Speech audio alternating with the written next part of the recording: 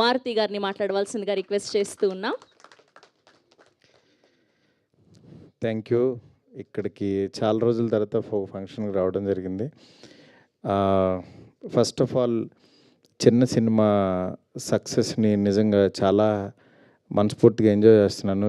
రీసెంట్గా రిలీజ్ అయిన court cinema Nani గారు ప్రొడ్యూస్ చేసిన సినిమా ఒక మంచి హిట్ అయ్యి ఆడియన్స్ అందరూ థియేటర్కి వచ్చి ఒక చిన్న సినిమా చూస్తుంటే చాలా ఆనందం కలిగింది. ఎందుకంటే ఇదే మార్చ్లో 10 years బ్యాక్ ఈ రోజుల్లో సినిమా రిలీజ్ అయ్యి జనం అందరూ వచ్చారు.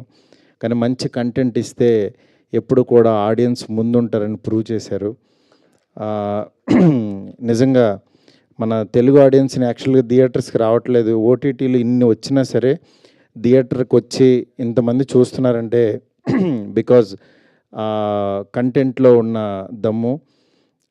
కోర్ట్ సినిమా హిట్ అయినందుకు నిజంగా వాళ్ళ టీం అందరికీ కూడా ఇక్కడ ఈ సభ పరంగా నేను కంగ్రాట్స్ చెప్తున్నాను. అలాగే ఈ సినిమా మా తమ్ముడు సప్తగిరి అంటే తనకి ఏంటంటే అన్నీ హీరోగా చేస్తుంటాడు, కమెడీన్గా చేస్తుంటాడు.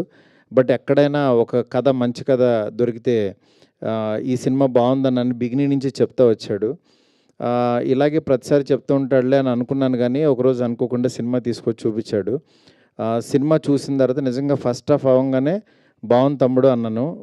నాకు సినిమా చూపిస్తున్నప్పుడు బయట పూజలు చేసేస్తూ ఉంటాడు, మంత్రాలు చదివేస్తుంటాడు, ఈ సినిమా బాగుండాలి బాగుండాలి బాగుండాలి అని చెప్పాలని టెన్షన్ పడుతుంటాడు. బట్ ఫస్ట్ హాఫ్ చూసిన తర్వాత బాగుంది తమ్ముడు అన్న. సెకండ్ హాఫ్ చూసిన తర్వాత ఇంకా నాకు బాగా నచ్చింది. ఎందుకనంటే ఒక పల్లెటూరు వాతావరణంలో తీసుకున్న ఒక మంచి కథని రైటర్స్ బాగా రాశారు, డైలాగ్స్ కూడా. అంటే ఎక్కడ బోర్ కొట్టకుండా ట్రెండీగా రాశారు. అందువల్ల మీకు నిజంగా సినిమాని ఏమీ ఎక్స్పెక్ట్ చేయకుండా కనుక చూస్తే డెఫినెట్గా ఒక మంచి సినిమా చూసామనే ఫీలింగ్ వస్తుంది.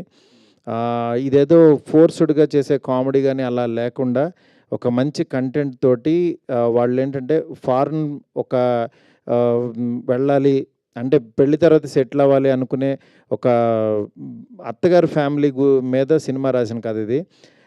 చాలా బాగుంది. డెఫినెట్గా ఈ సినిమా అందరికీ నచ్చుతుంది అనుకుంటున్నాను. ఫ్యామిలీ అందరూ హ్యాపీగా వెళ్ళి చూడొచ్చు. రేపు 21st రిలీజ్ అవుతుంది పెళ్లికరణ్ ప్రసాద్ సినిమా.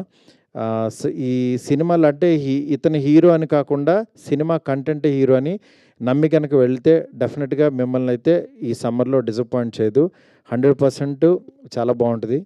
ఈ సినిమాని బ్లెస్ చేయడానికి వచ్చిన బ్రహ్మానందం గారికి నిజంగా చాలా చాలా చాలా థ్యాంక్స్ సార్. ఎందుకంటే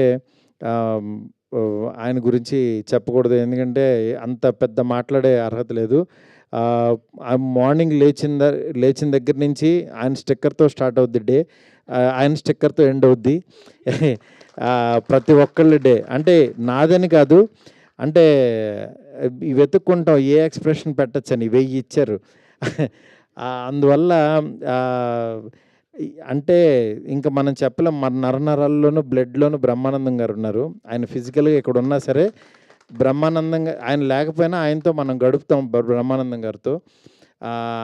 నిజంగా ఆయనతో ఇట్లా షేర్ చేసుకోవటం చాలా చాలా ఆనందంగా ఉంది.